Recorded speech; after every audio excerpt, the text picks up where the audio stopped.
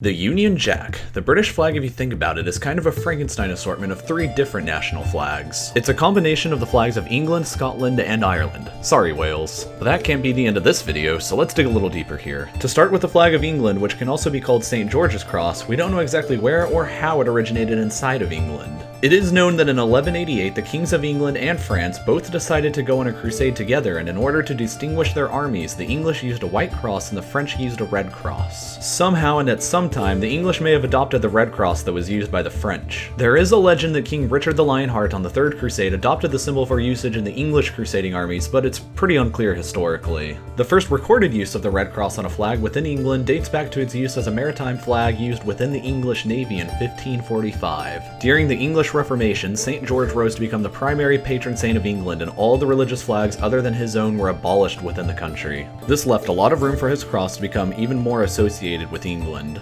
Moving on to the Scottish flag, which is also called St. Andrew's Cross, its origins revolve around the martyr of St. Andrew. St. Andrew is the patron saint of Scotland, and according to legend, he was crucified on an X-shaped cross. The familiar X shape with the image of St. Andrew crucified first began to appear in Scotland in 1180 during the reign of William I. That image would also be depicted on official seals within Scotland during the late 13th century. The image of St. Andrew would be removed to form a more simple X shape sometime in the 14th century. And then in 1385, the Scottish Parliament ordered that Scottish soldiers serving abroad in France had to wear a white X on their armor to distinguish themselves. The first confirmed historical usage of the familiar white X with a blue background on a flag inside Scotland was in 1542, 3 years before the English first used St. George's Cross in their navy. The first edition of the Union Jack flag originated in 1606. 3 years earlier, in 1603, James I of Scotland had inherited both the English and Irish thrones, and in addition to Scotland ruled all three kingdoms. Despite how the three kingdoms were all ruled by the same monarch, they each remained separate. But James ordered a new flag to symbolize the union between his native kingdom of Scotland and the Kingdom of England, and so two different versions were created. There is the more familiar English version of the flag, which was used in England, and the less familiar Scottish version, which was of course used in Scotland. Both of these flags were used in limited forms because both kingdoms remained politically separate until the Acts of Union in 1707 formally united England and Scotland into the same country,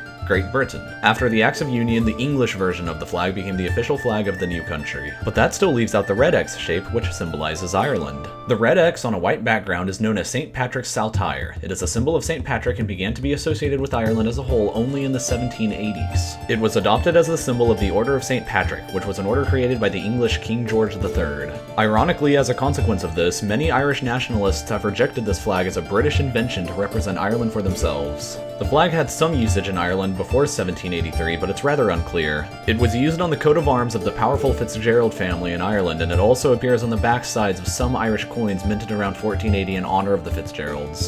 So before 1801, Ireland had been a part of a personal union inside Great Britain, but on January 1st, 1801, the kingdoms of Great Britain and Ireland were formally united into the nation now named the Kingdom of Great Britain and Ireland. In order to represent this addition of Ireland into the kingdom, the flag was again changed with a red X cross so that all three kingdoms would be represented on one single flag. Again, poor Wales, even now nobody has figured out a good way to fit you onto the already crowded flag. Even without representing Wales, this Union flag has remained in place even after the majority of Ireland left the United Kingdom. The red X cross now represents Northern Ireland, which still remains a part of the kingdom. In addition to being the flag of the United Kingdom, the flag has been used on several other national flags that used to be a part of the British Empire. It was a part of the United States' flag until 1777 when a certain rebellion changed all of that. A part of the Canadian flag all the way up until 1965 when they voted to change it. A small part of the South African flag up to 1994 when apartheid finally ended. And continues to remain a part of the national flags of New Zealand, Australia, Tuvalu, the Cook Islands, Fiji, and the Canadian provinces of British Columbia, Ontario, Manitoba, and Newfoundland, as well as the United States state of Hawaii. And as for the English flag with St. George's Cross, it is also found on the flag of Alberta, Canada. With current events like the New Zealand flag referendum and the Scottish referendum to leave the United Kingdom in 2014, the status of the UK flag around the world and the status of the UK flag itself is still subject to change. What would the UK flag have looked like if Scotland had voted to leave the Union in 2014? Would the United Kingdom even have been called the United Kingdom anymore? What interesting future events might change this iconic flag? Leave your thoughts in the comments and don't forget to subscribe if you have not already. Thank you as always for watching.